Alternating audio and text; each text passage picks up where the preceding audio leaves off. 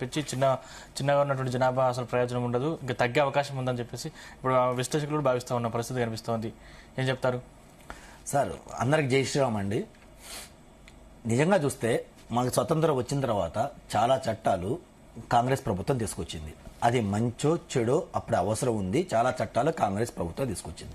అవుననుకున్నా కాదనుకున్నా అది మనం ఒప్పుకోవాల్సింది. ఎందుకంటే అప్పట్లో పార్టీలు ఏమి లేవు కాబట్టి ఆల్మోస్ట్ ఒక్క పార్టీ లార్జెస్ట్ పార్టీ కాబట్టి మోస్ట్ ఆఫ్ ద చట్టాలు వాళ్ళే తీసుకొచ్చారు. వాళ్ళు తీసుకొచ్చిన చట్టంలో ఏం చెప్పారంటే డీలిమిటేషన్ అనేది సెన్సస్ బేస్ చేసుకొని చేయండి, పాపులేషన్ బేస్ చేసుకొని చేయండి, జనాభా లెక్కల ప్రకారం జనాభా ప్రాతిపదిక ప్రకారం మీరు డీలిమిటేషన్ చేయాలని చెప్పి వాళ్ళు తీసుకొచ్చిన చట్టంలో ఉంది. ఈ రోజు ఏమంటున్నారు, నిజంగా వీళ్ళు ఇప్పుడు ఏం చెప్తానంటే డీలిమిటేషన్ మీరు చేయడం వల్ల మన ప్రాంతం యొక్క ప్రాధాన్యత తగ్గిపోతుంది, మీకు అవతల సైడ్ నార్త్ ఇండియాలో మీకు ఇది ఉంది కాబట్టి మీరు అధికారంలోకి వస్తారు, మీ అధికారం కోసం మాత్రమే మీరు ఇలా చేసుకున్నారని చెప్పి మా సోదరులు చెప్పడం జరిగింది, కాంగ్రెస్ పార్టీ సోదరులు. నేను ఒక సూటి ప్రశ్న అడుగుతున్నాను. ఏ రాజకీయ పార్టీ అయినా, అది కాంగ్రెస్ పార్టీ అయినా, మా బీజేపీ అయినా, ఇంకో పార్టీ అయినా, ఏ పార్టీ అయినా మొదటి ప్రయారిటీ ఏంటంటే అధికారం కాపాడుకోవాల్సిందే. అది మనం అందరం ఒప్పుకోవాల్సిందే. Point number 1. అలానే ప్రతిదీ అధికారం కోసం చేస్తామంటే కాదు. కొంచెం దేశం కోసం చేయాల్సిందే, కొంత ప్రజల కోసం చేయాల్సిందే, కొన్ని క్యాలిక్యులేషన్స్ ఉంటాయి. అయితే నేనేమన్నా అంటే అధికారం కోసం మాత్రమే గనక మేము ఈ డీలిమిటేషన్ చేస్తున్నాం అంటే మొదట ఏందయ్యా అంటే బాగా గుర్తుంచుకోవాలి. మేమేం చేయాలంటే కాంగ్రెస్ పార్టీని అడ్డం పెట్టుకొని వాళ్ళు చేసిన తప్పులు అడ్డం పెట్టుకొని మీరు పాపులేషన్ బేస్ చేసుకుని డీలిమిటేషన్ చేయమన్నారు కదా, అదే పాపులేషన్ బేస్ చేసుకుని మేము డీలిమిటేషన్ చేస్తున్నాను. సో నార్త్ ఇండియాలో ఆల్మోస్ట్ మీరు అన్నట్టే మేము చేస్తే మాకు ఎక్కువ సీట్లు వస్తాయి, వీళ్ళతో సంబంధం లేక మేము అక్కడే గవర్నమెంట్ ఫామ్ చేసుకోవచ్చు కదా, మాకు రాజ్యాధికారం ఇంకా ఈజీగా అన్నట్టు మేము ప్రొడక్ట్ చేసుకొని ఆ టైం అంటే వాళ్ళ ఏదైతే చెప్పిన విషయం అలా బేస్ చేసుకొని మేము రాజ్యాధికారం రావడానికి ట్రై చేస్తాం కదా, మేము అలాగే చేసేవాళ్ళం కదా. కానీ అలా చేస్తామా? మేము పాపులేషన్ బేస్ చేసుకొని మేము చేస్తామా? మాకు రాజ్యాధికారమే ఇంపార్టెంట్ అయితే మేము అదే చేయాలి కదా. కానీ మేము అలా చేయట్లేదు కదా. ప్రత్యామ్నాయంగా ఏం చేస్తే బాగుండేవో ఆలోచించి ఒక ప్రతిపాదన పెట్టినాం. ఆ ప్రతిపాదన కూడా ఎందుకు పెట్టిను మీరు ఒకసారి చూస్తే ఇప్పటికి దాదాపుగా 50 సంవత్సరాలు ఫీజ్ చేయడం జరిగింది. ఎందుకు ఫీజ్ చేశారు? మంచో చెబ్బడో ఆ రోజు ఇందిరాగాంధీ ఏదైతే ప్లానింగ్ ఇది తీసుకొచ్చిందో దానివల్ల పాపులేషన్ తగ్గిపోయిందని మనం అందరం చెప్తున్నాం. రైట్, ఎందుకు పాపులేషన్ తగ్గింది? మన సైడే ఎందుకు తగ్గింది, ఆ సైడ్ ఎందుకు పెరగలేదు అని ఏ రోజైనా మనం ఆలోచించామా? ఒకసారి ఆలోచించాలి కదా. మన సైడ్ ఎందుకు తగ్గింది అంటే అరే బాబు భారత ప్రభుత్వం చట్టాలు చేస్తుంది, మన వాళ్ళు చదువుకున్న వాళ్ళు కాబట్టి విఘ్నులు కాబట్టి కొంచెం బాగా ఇంప్లిమెంట్ చేసిను, ఆడ ఇంప్లిమెంట్ చేయలేదు కదంటే ఆ రోజుల్లో కూడా మన సైడ్ ఉన్న ప్రజలు ఎవరు అంత చదువుకున్న లేరు. ఇప్పుడు మా అన్న అనలిస్ట్ గారు తెలుసు, మా అన్న అనలిస్ట్ గారితో పాటు ఆ ఊర్లో వాళ్ళతో పెరిగిన చాలా మంది సభ్యులు ఉంటారు. దాదాపు 100 మంది వాళ్ళ ఊరు సభ్యులు ఉంటే ఆయనతో పుట్టిన సమకాలిక లేచి ఉంటే ఆ 100 మందిలో ఒక 2-3 చదువుకొని ఉంటారు. అందులో మా అనలిస్ట్ అన్న కూడా ఒకళ్ళు ఉంటారు, రిమైనింగ్ మొత్తం చదువుకోవాలి. అంటే ఆయన చూశారు, ఫ్యామిలీ ప్లానింగ్ ఆపరేషన్ ఆ రోజు చూశారు కాబట్టి మన దగ్గర అవేర్నెస్ లేకపోయినా బలవంతంగా మన సైడ్ ఇంప్లిమెంట్ చేశారు. ఆ సైడ్ ఎందుకు ఇంప్లిమెంట్ చేయాలా అంటే భారత ప్రభుత్వం తీసుకొచ్చిన చట్టం, కాంగ్రెస్ ప్రభుత్వం తీసుకొచ్చిన చట్టమే కొన్ని ప్రాంతాల్లో ఇంప్లిమెంట్ చేయలేకపోయింది, ఫెయిల్ అయినట్టు వాళ్ళు ఒప్పుకున్నట్టే కదా. క్లియర్ గా అది మనం దృష్టిలో పెట్టుకోవాలిగా. నిజంగా మేము రాజ్యాధికారం కావాలంటే ఇందాక చెప్పింది మాత్రమే ఇంప్లిమెంట్ చేశాం కదా. మేము ఒక ప్లాన్ తీసుకొచ్చినాం, సరే జనాభా లెక్కల ప్రకారమో పాపులేషన్ ప్రకారం చేస్తే మన సైడ్ ప్రాధాన్యత తగ్గిపోతుంది అన్నాం కదా, ఒక పని చేద్దామని చెప్పి ఇర్రెస్పెక్ట్ ఆఫ్ దమ్ 50% పెంచుతామని చెప్పి మేము తీసుకొచ్చినాం. మేము ఒక ప్రతిపాదన పెట్టినాం, మీరు ఒక ముందు ఇంకో ప్రతిపాదన పెట్టాలి కదా. లేదు ఈ ప్రతిపాదన కాదు, ఈ ప్రతిపాదన మేము ఇదవుతుందని చెప్పి ఇంకో ప్రతిపాదన పెట్టాలి కదా. మరి మీరు ప్రతిపాదన పెట్టారా? పెట్టకపోను మీ కాంగ్రెస్ ముఖ్యమంత్రి ఏం చేస్తున్నారంటే ఒక వింత ఆలోచన తీసుకొచ్చాడు. ఏమంటే హైబ్రిడ్ సిస్టంలో మనం ఇంప్లిమెంట్ చేద్దాం అని చెప్పి తీసుకొస్తా సంపదను బట్టి జాగ్రత్తగా వినండి సార్, చాలా ఇంపార్టెంట్ క్వశ్చన్ ఇది. సంపదను బట్టి మనం సీట్లు ఇవ్వాలి, ఎంపీ సీట్లు ఇవ్వాలని చెప్పి రేవంత్ రెడ్డి గారు ఒక ఆలోచన తీసుకొచ్చారు. అసలు ఈ ఆలోచన ఒకసారి మన బ్యాక్ వెళ్తే గతంలో మీకు తెలంగాణ టీడీపీ ఉంది కదా సార్, 2014లో అంతా తెలంగాణ పీక్స్ లో ఉండి డివైడ్ అయిన తర్వాత కూడా తెలంగాణ టీడీపీకి 14 సీట్లు వచ్చాయి. ఆ తర్వాత కాలక్రమేపీ ఇక్కడ ఏమైంది, తెలంగాణ ఒక ఎమ్మెల్యే సీటు కూడా ఏది పార్టీ పుట్టిన దగ్గర నుంచి ఇప్పటి వరకు ఒక్క ఎమ్మెల్యే సీట్లు ఏంటంటే ఇప్పుడు 23 ఎలక్షన్ కదా, ఈవెన్ దో 19 ఎలక్షన్లో కూడా 2 ఎమ్మెల్యేలు ఉన్నారు, ఇప్పుడు అసలు ఒక ఎమ్మెల్యే కాదు. ఆ పరిస్థితి తీసుకొచ్చింది ఎవరు? మన రేవంత్ అన్నే. మీరు రేవంత్ అన్నని కనుక నమ్ముకొని ఇలాగే వెళితే రేపు మీ కాంగ్రెస్ పార్టీ కూడా అదే దృష్టికి వెళ్ళిద్ది. ఎందుకు ఈ మాట చెప్తున్నా అంటే కాంగ్రెస్ ప్రభుత్వం గతంలో బిఆర్ అంబేద్కర్ గారు ఉన్నప్పుడు మనకి ఓటింగ్ సిస్టమ్ ఎలా ఉందంటే ఓన్లీ మహిళలకు లేదు, ఓన్లీ మేలుకు మాత్రమే ఓటింగ్ సిస్టమ్ ఉండేది.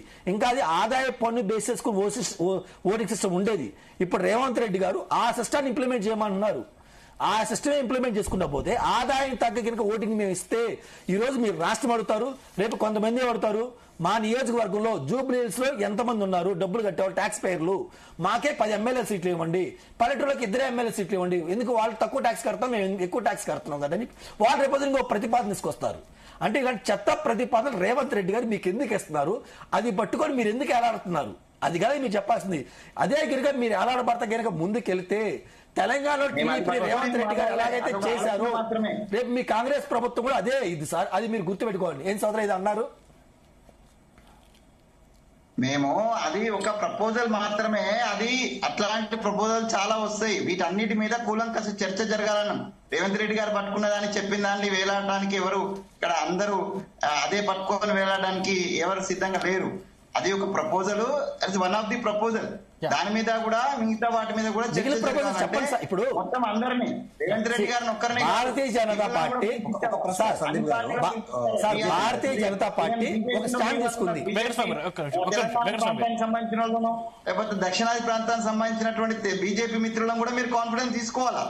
చెప్పండి సార్. ఇంకోటి మా సోదరు కాంగ్రెస్ పార్టీ మిత్రులు సోదరు పెద్దలు చెప్తా కూడా ఏమంటున్నారంటే, మీరు యూపీ, ఎంపీ, రాజస్థాన్ లో మీరు ఎక్కువ ఉన్నారు కదా, అవి బేస్ చేసుకొని మీరు గవర్నమెంట్ ఫామ్ చేయడానికి అని చెప్పడం జరిగింది. అంటే ఈయన ఉద్దేశం ఏంటి, జీవితంలో ఆ ఏరియాలో కాంగ్రెస్ పార్టీ లెగవదు, ఇంకా రాదు.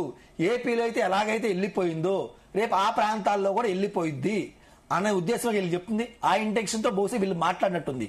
నిజంగా దక్షిణాది రాష్ట్రాల్లో కాంగ్రెస్ పార్టీ ఉందంటే దక్షిణాది రాష్ట్రాల కాంగ్రెస్ పార్టీ ఎక్కడ ఉంది సార్? ఎగ్జాంపుల్ చూడండి, తమిళనాడులో కాంగ్రెస్ అంత ఉందో బీజేపీ కూడా అంతే ఉంది కదా. మాకు రెండింటిలో పెద్ద ప్రాధాన్యత లేదు, అక్కడ లోకల్ పార్టీలో ఉంది. ఇంకా మనం ఏపీ గురించి అసలు మాట్లాడకూడదు. ఏపీలో కాంగ్రెస్ ఒకటని లేదు, మాకు కొన్ని ఉండే, వాళ్ళకి 0 ఉంది. తెలంగాణ చూద్దాం, వాళ్ళకి ఎన్ని ఎంపీలు ఉన్నాయి, మాకు ఎంపీలు అన్నీ ఉన్నాయి. కర్ణాటక చూద్దాం, వాళ్ళు ఎంత ఫైట్ చేస్తున్నారు, మేము అంత ఫైట్ చేస్తున్నాం. ఇంకే ప్రాంతాలు వాళ్ళ అధికారం ఉంది సార్, చిన్న ఒరిస్సా చిన్న రాష్ట్రాలు తెప్పించి వాళ్ళకి అక్కడ కూడా మా పార్టీ బాగా ఉంది కదా. మేము మా పార్టీని ఎందుకు వదులుకుంటాం? మేము ఎక్కడైతే స్ట్రాంగ్ గా చూస్తాం, మా ఎంపీలో మా ఎమ్మెల్యేలు గెలవాలి మేము చూసుకుంటాం కదా. ఇది కూడా భారతదేశమే. భారతదేశం డెవలప్ అవుతుందంటే ప్రతి రాష్ట్రం డెవలప్ అయితేనే భారతదేశం డెవలప్ అయింది, ప్రతి నియోజకవర్గం డెవలప్ అయితేనే డెవలప్ అయింది, ప్రతి ఊరు డెవలప్ అయితేనే భారతదేశం డెవలప్ అయింది. ఆ ఫార్ములా మీరు ఎలా ఇదవుతారు? ఇంకా రేవంత్ రెడ్డి ఒక వింత వాదన సార్, ఒక్క విషయం సార్, ఒక్క విషయం. రేవంత్ రెడ్డి గారు ఒక వింత వాదన తీసుకొస్తాడు మధ్యలో. ఏంటంటే, మేము ఎక్కువ ట్యాక్స్ కడుతున్నాం కదా, ఎక్కువ ట్యాక్స్ కడుతున్నప్పుడు మాకు ఎక్కువ డబ్బులు ఎందుకు ఇవ్వట్లేదు అని చెప్పడం జరుగుతుంది. సార్, అందరికీ బహిరంగంగా తెలిసిన నిజము.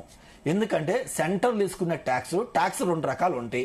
స్టేట్ గవర్నమెంట్ కలెక్ట్ చేసే ట్యాక్స్ ఉంటాయి, సెంట్రల్ గవర్నమెంట్ కలెక్ట్ చేసే ట్యాక్స్ ఉంటాయి. స్టేట్ గవర్నమెంట్ కలెక్ట్ చేసిన ట్యాక్స్ స్టేట్ గవర్నమెంట్ వాడిద్ది. సెంట్రల్ గవర్నమెంట్ కలెక్ట్ చేసిన ట్యాక్స్ కొంత శాతం స్టేట్లకి ఇస్తాయి. ఆ స్టేట్లకి ఇచ్చేది ఎలా ఇవ్వాలి ఏంటంటే, ఫినాన్స్ కమిషన్ ఉంటుంది, అది 14th, 15th, 16th. ఈ ఫినాన్స్ కమిషన్ లో ఏ బేస్ చేసుకుని, వెయిటెడ్ యావరేజ్ బేస్ చేసుకుని ఇంత పెంచాలని చెప్తుంది. అందులో ఒక భాగమే పాపులేషన్. రిమైనింగ్ చాలా ఉన్నాయి కదా, అది కూడా మనం కౌంట్ చేసుకోవాలి కదా. సార్ ఉంగిపోతుంది ఇలాంటి వాదన రేవంత్ రెడ్డి గారు ఇలాంటి వాదనలు తీసుకొస్తే తెలంగాణ ఉన్న ప్రజలు కూడా వింత వాదనలు కూడా తీసుకొస్తారు సార్. ఎగ్జాంపుల్ చెప్తాను, సైబరాబాద్ ఉంది, రేపు జిహెచ్ఎంసీ ఎలక్షన్స్ కి వస్తారు. సైబరాబాద్ మీరు నేను ఎమ్మెల్యేగా కార్పొరేటర్ పోటీ చేస్తాం. మేమేం వాదిస్తాం, తెలంగాణలో సైబరాబాద్ ఎక్కువ రెవెన్యూ ఇస్తుంది, 40% రెవెన్యూ ఇస్తుంది, మా డబ్బులు మాకు ఇవ్వకుండా ఏదో ఆ పల్లెటూరులో ఈ పల్లెటూరు అక్కడెక్కడ మీరు ఎందుకు ఖర్చు పెడుతున్నారు, మా డబ్బులు మాకే ఖర్చు పెట్టండి, మాకే నిధులు ఇవ్వని చెప్పి ఇక్కడ కార్పొరేటర్లు కానీ ఇక్కడ ఎమ్మెల్యేలు కానీ రేపు ధర్నాదితో ఏం చేస్తారు? ఇది భారతదేశం అయ్యా. భారతదేశంలో ప్రతి ప్రాంతం అభివృద్ధి చేయాలి, ప్రతి ప్రాంతం బాగుండాలి. ఒకసారి ఒక ఎక్కువ రూపాయి రావచ్చు, ఒకసారి తక్కువ రూపాయి రావచ్చు. అన్నిటి మనం అడ్జస్ట్ చేసుకోవాలి కదా. ఆ కింద జ్ఞానం కూడా మీ సీఎం ఎలా మాట్లాడతారు? కోటేశ్వరరావు గారు, ఇప్పుడు దేశం కోసం ధర్మం కోసం జై శ్రీరామ్ అంటూ మన నాగార్జున గారు నిజాలు చెప్పాలి, ఆయన నిజాలు చెప్పాలి. లేకపోయేట్లయితే ఆ జై శ్రీరామ్కే ద్రోహం చేసినట్టు అవుతుంది అనేది నేను చెప్పదలుచుకున్నా. దక్షిణాదిన జనాభా నియంత్రణ, కుటుంబ నియంత్రణ బలవంతంగా చేశారని చెప్పేసి మాట్లాడారు. ఆధారం ఒక్కటి చూపించమనండి. ఎక్కడైనా ఏ రాష్ట్రంలో అయినా బలవంతంగా చేయలేదు, స్వచ్ఛందంగానే పాటించారు జనం. ఎందుకు అంటే అంతకు ముందు దక్షిణాది రాష్ట్రాల్లో జరిగినటువంటి సంస్కరణ ఉద్యమాలు కావచ్చు, లేదా కమ్యూనిస్టు ఉద్యమం ప్రభావం కావచ్చు, స్వాతంత్రోద్యమం ప్రభావం కావచ్చు, వీటన్నింటి కారణంగా స్వచ్ఛందంగా జనం పాటించారు. రెండోది, ఆర్థిక పరిస్థితులు కూడా దానికి దోహదం చేశాయి తప్ప నాగార్జున గారు అన్నట్టు బలవంతంగా చేయలేదు. ఇలాంటి అబద్ధాలు చెప్పొద్దు అనేది జై శ్రీరాముడు సాక్షిగా నేను చెప్తున్నా.